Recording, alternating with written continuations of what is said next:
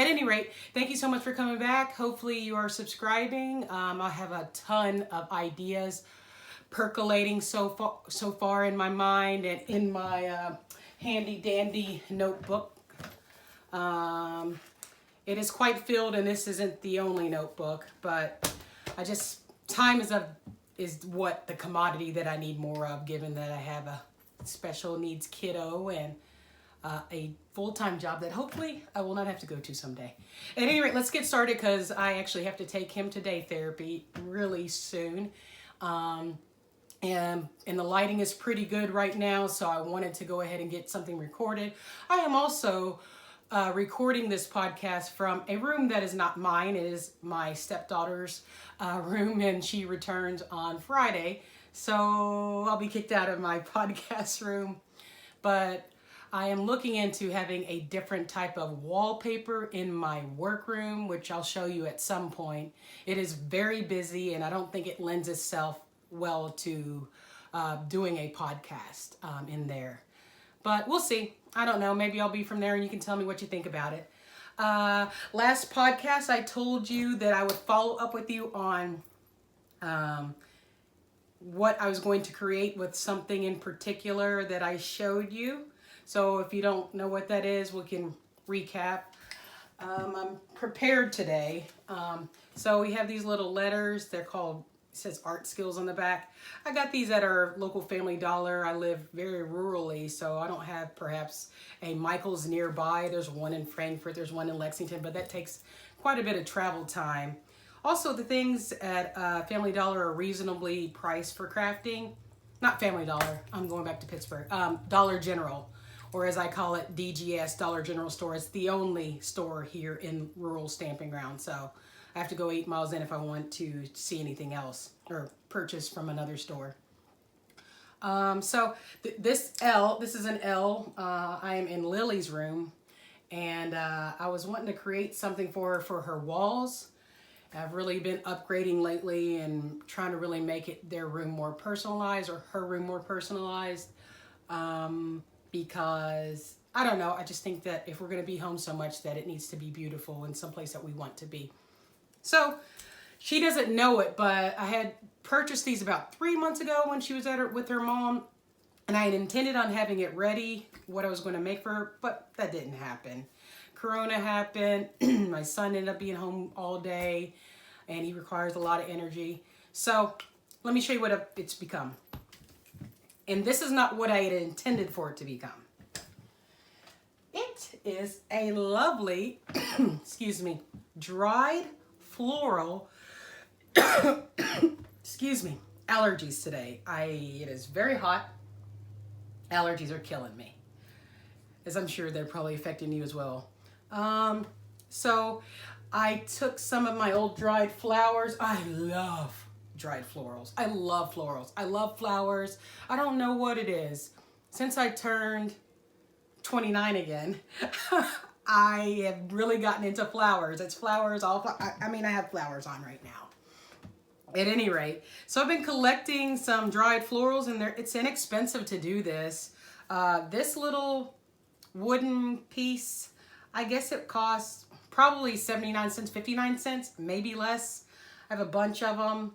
It's going to spell out L-I-L-Y. Her real name is Liliana, but she goes by Lily, even though I think Liliana is a beautiful name.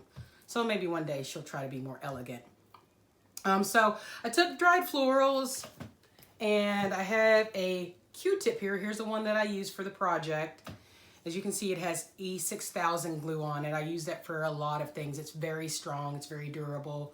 Took it and I put it on here with the little Q-tip, and I just decided on how would I like to arrange this on here? These sunflowers, I believe they are dried florals. They may not be sunflowers.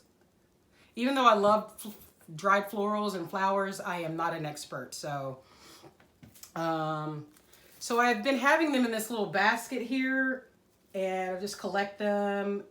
I also have them around the house in different venues in different ways. But for you, this project takes about, depending on if you're willing to get glue on your fingers like me, it takes probably 15 minutes tops.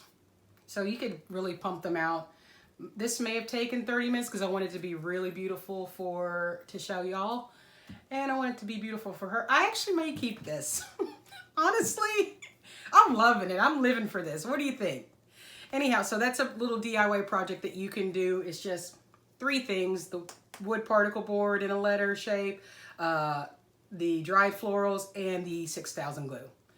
It'll go up on her wall somewhere. I don't know. We'll see.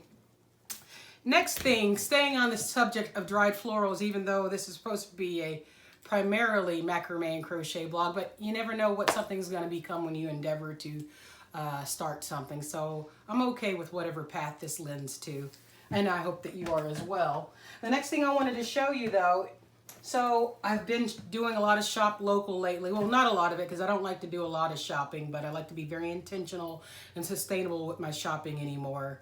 But I got this lovely bouquet from the local farmers market in Georgetown.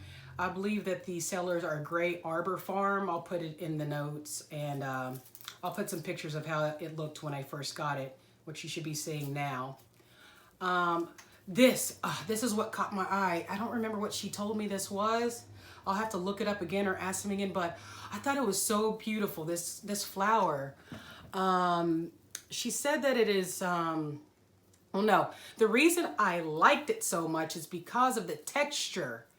It like has a 3D / fibery texture, and you know, I'm into yarn and fibers, so it really appealed to me. I have never seen a flower shaped like this and with this kind of a rough, well, I'd say it's like Velcro-y type texture. Anyhow, they have beautiful work. I put it here in my old rusty spring from an old rusty bed that I picked up at our local peddler's mall, my favorite place to go to find really unique or vintage things. So, so with that being said, it became this, which if you follow my Instagram, I don't know how you're getting to me. There's many ways to get to the YouTubes, as my mom says. I crocheted around here, all the way around with single crochet stitching. And then I have began to add the flower features in the little stitches. So I take the stem of the flower and I just put it in here, and then I'm gonna put a few more at the top so it really pops. But all around here is gonna be a beautiful floral design. I may suspend some of them in the house in certain places, but I have a challenge for you. And one of the things I'd like to start doing with this blog, oh, one of the flowers just fell off, is I'd like to offer a particular piece to upcycle, such as one of these springs. I'll offer it in my Ella in the Moon shop on Etsy, and you'll be free to purchase them. These aren't very expensive, and I'd like to see what you make with it, because I think what the exciting thing in this time is that we have a little more time to be at home and create things. And what better way to do that than to have a community of sharing your projects that you make? I mean, that's what Instagram and Pinterest, a lot of the people that frequent those sites, that's what they go there for. At least that's what I go there for. So I'll have some of these available, and I'd like to see what you create with it. I'm going to call this segment Challenge Accepted. There will be probably something every other episode. Not going to get too ambitious, even though I'm a very ambitious person as far as this blogging goes. So there's that. What else? I'm looking over here. I'm not going to show it to you right now because it's not completely finished, although it kind of is. I have a macrame festival leather skirt that I have been creating for my shaman, or not necessarily my shaman, but they did a recent spiritual cleansing with me, which I really, really needed a couple months back. And so they've been my customer. And so they commissioned me to make this macrame festival type wear with leather. And I've never worked with leather before in creating macrame. And it is, I wouldn't say it's challenging, but it's just a little harder to do. So because you have to do lots of bending and chewing on it and grinding it. Okay, I went overboard, but it's much more difficult than just using like Bernay deck homemaker that I like to use for a lot of my items. But with COVID being around, I haven't been able to get a lot of the yarn supplies or the supplies that I need in general, so I've had to improvise. So I'm working on that. It's over there. I'll show it to you in the next episode. It's quite fantastic. It looks kind of like bondage wear in a way, so if you're into 50 Shades of Grey, maybe you want to go to my shop and maybe I could make one for you. I don't know. I go through all kinds of different moods with my crafting, and who knows if I'll feel like making something like that soon, because it is quite time intensive, and I'm thinking I really undercharged this person, but this person really helped me out in a big way, and so I'd like to give back, you know, the principle of reciprocity. Let me take a quick break here and think about what else I'm going to say. Okay, so I took a quick pause. I wanted to just go over one other thing that I will be getting into how to make. This is one of my first episodes, as you know, so trying to just get my little road map going, where we're going. But this is something that I think that a lot of people will be interested in learning how to make. So I've had this for, I think, 3 years now. I can't believe it. And every day that I look at it in this mustardy yellow chair that used to be my grandmother's, God rest her soul, or Buddha rest her soul, cut. This used to be my grandmother's chair. It's vintage. She passed away like 5 or 6 years ago, and my shop is actually named after her. Ella was her name, hence Rushella. But I always have this in this chair because I just